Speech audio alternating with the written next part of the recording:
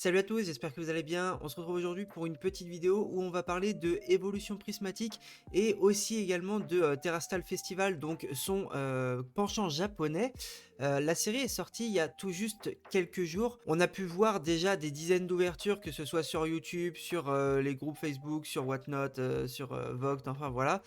On est au courant des premiers prix des cartes, notamment. On voit aussi le prix des displays qui ne fait qu'augmenter. Ça ressemble un petit peu à ce qu'on a connu sur 151 au Japon, hein, sur le prix des displays qui augmentait tous les jours. On avait vraiment un marché parallèle qui se faisait et c'est vrai que tous les jours on voyait le prix s'ajuster. Aujourd'hui c'est un petit peu le cas sur SV8A du coup au Terrastal Festival. Et moi je comptais faire cette petite vidéo parce que je me pose un peu des questions sur l'avenir de cette série, que ce soit en français ou en japonais. On va d'abord parler du japonais pour voir un petit peu ce qui se passe et imaginer ce qui peut se passer dans le futur pour cette série.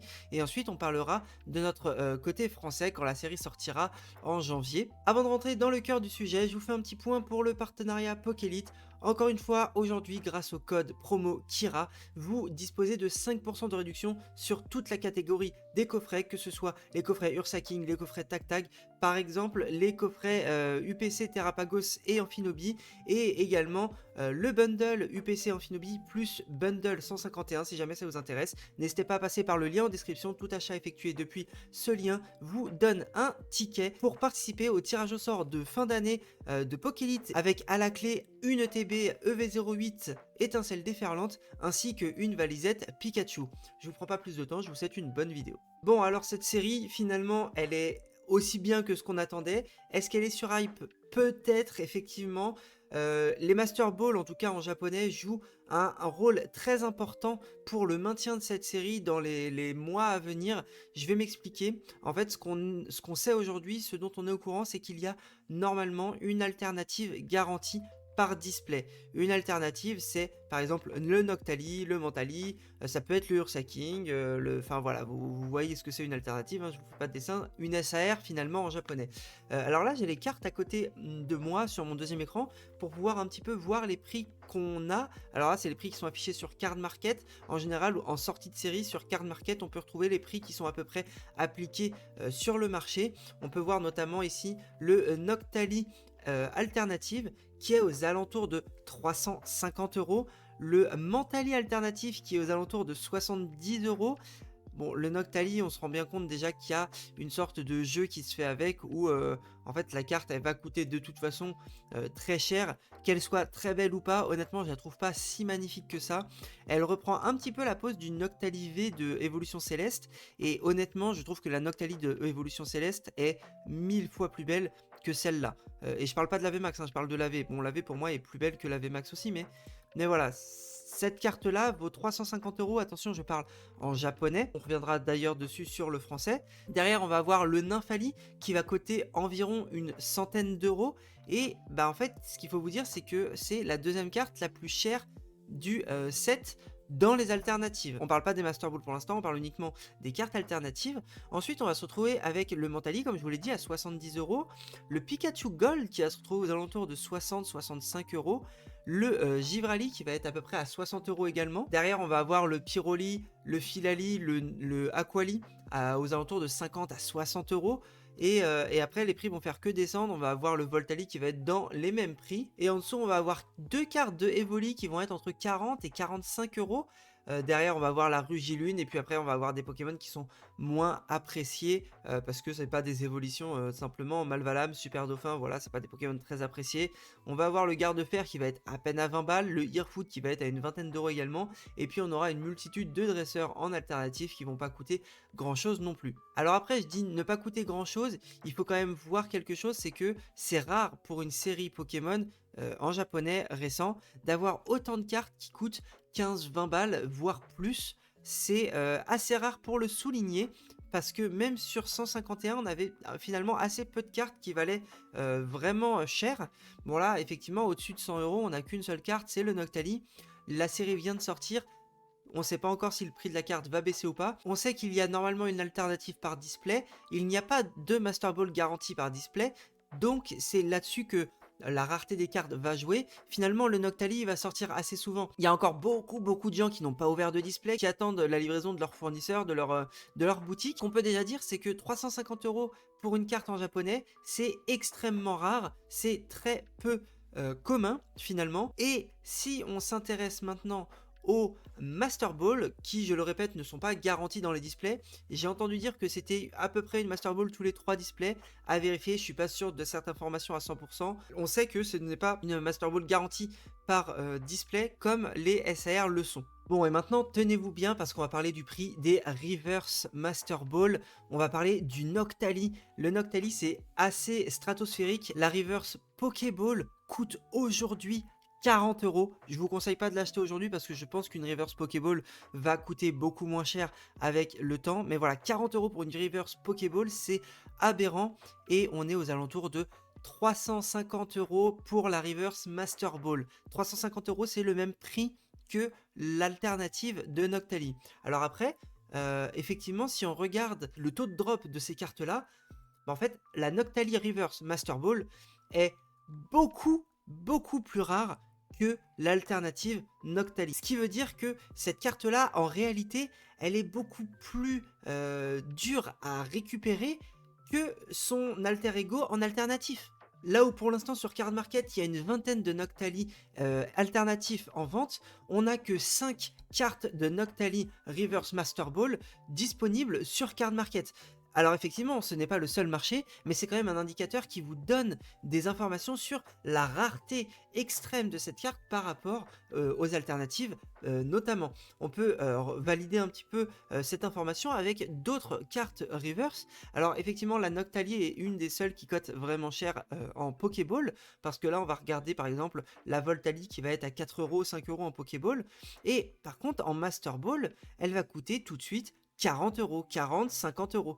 40-50 €. On peut regarder exactement la même chose pour la Givrali, on va être à environ 9-10 € pour une Reverse Pokéball, et dès qu'on va arriver sur la Reverse Master Ball, on va être aux alentours de 35-40 €. Et bah, je vous parle pas de Nymphali et Mentali qui sont quand même des Pokémon plutôt appréciés. La Mentali en Pokéball, vous allez la retrouver minimum à 15 €, et en Master Ball, on va être aux alentours de 80-85 €. C'est des prix qui sont énormes pour des simples Reverse Master Ball effectivement. Pareil pour la Nymphali elle est aux alentours de 17-18 € pour une simple Pokéball, et on est à 100 € pour la Master Ball. Je sais pas si vous vous rendez compte, 100 € c'est plus cher que n'importe quelle alternative du set, sauf la Noctali. Alors il y a un truc qui est intéressant à prendre en compte, c'est que pour la Nymphali et la Noctali, que ce soit leur Reverse Master Ball ou leur secrète alternative, on est aux environs des mêmes prix. Environ 100 € pour la Nymphali et environ 350 € pour la Noctali.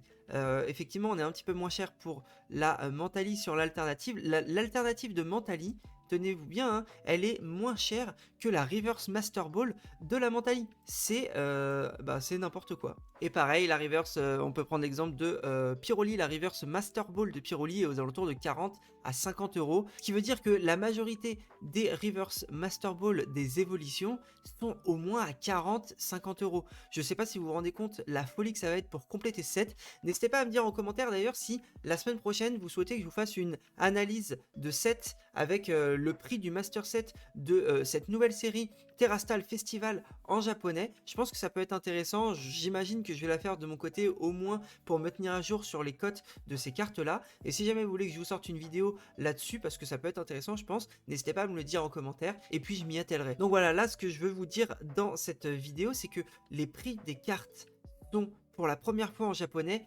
intéressant en termes de valeur brute. Effectivement, pour un collectionneur, on s'en fiche que la carte valide 300 € ou 30 €. Maintenant, il y a quand même un problème en termes de collection, et c'est là où je me dis qu'il y a un moment où le prix de ces cartes-là risque de fortement baisser. C'est qu'on sait qu'en japonais, ils sont capables de réimprimer à foison. On sait qu'ils vont restock de fou pendant toute l'année 2025, comme ils ont fait pour 151. En tout cas, il n'y a pas de raison qu'ils ne le fassent pas aujourd'hui. Il n'y a aucune indication, aucun indice qui nous fait croire que cette série ne sera pas réimprimée en japonais. Effectivement, les prix montent de jour en jour, mais on sait comment fonctionne Pokémon Company au Japon. ne vous précipitez pas, on sait qu'il y aura encore du stock, il n'y aura pas de rupture de stock en japonais, on n'est pas en France, c'est un marché qui est complètement différent. Donc voilà, est-ce que les Reverse Master Ball sont intéressantes? Oui. Est-ce que je vous conseille d'acheter une Reverse Master Ball de Noctali à 350 euros? Je suis pas sûr. La différence entre ces reverse là et les reverse 251, c'est que 151, il y avait une reverse garantie par display, ce qui fait que automatiquement on savait que le prix de ces reverse Master Ball n'allait pas exploser des records. Maintenant, vu que là on sait que ce sont des reverse qui apparaissent à peu près une fois toutes les 3 displays, ben c'est une reverse Master Ball, c'est en moyenne 3 fois plus rare qu'une alternative. Enfin, faut se rendre compte de cette donnée. C'est cataclysmique. Si vous comptez faire le Master Set de cette série, bah bonne chance, parce que ça va vous coûter vraiment un bras. Déjà, toutes les évolutions, ça va vous coûter plus de 1000 balles à faire le set en Master Ball et en alternative compris. Je sais pas comment les gens comptent s'en sortir pour compléter ce set là. Les displays aujourd'hui, elles sont aux alentours de 80 euros. Le prix risque d'augmenter encore dans les jours à venir. Est-ce qu'aujourd'hui, c'est pas quand même plus intéressant d'ouvrir une display pour essayer de choper des cartes plutôt que d'acheter les cartes à l'unité? Bah honnêtement, je me pose la question, parce que le prix est très très haut. Après, encore une fois, faites attention, on n'a pas d'annonce sur des reprints ou quoi. Aujourd'hui, les prix des cartes vont continuer de monter parce que on a de moins en moins de stock, mais dans les semaines à venir, en fonction de ce qui se passe, vous voyez très bien ce qui se passe sur 151, le prix il augmente, il repasse à 100 balles, ensuite d'un seul coup il y a eu un gros reprint, il est repassé à 60-65 balles, enfin voilà, donc ne vous précipitez pas sur cette série, en tout cas en japonais. Maintenant pour le français, on ne sait pas exactement comment ça va se passer, simplement parce qu'il n'y aura pas de display et donc pas de quota. Sur le français, il n'y aura pas une alternative garantie par display, simplement parce qu'il n'y aura pas de display. Prenez en compte que le Noctali en japonais coûte 350 euros en sachant qu'il y a une alternative garantie par display. Maintenant, en français, cette carte-là, on sait que le français coûte plus cher que le japonais. Ce Noctali, qui va sortir aléatoirement en sachant qu'on n'a pas de SR garantie quand on ouvre une ETB par exemple, je vous laisse imaginer le carnage que ça va être en termes de prix.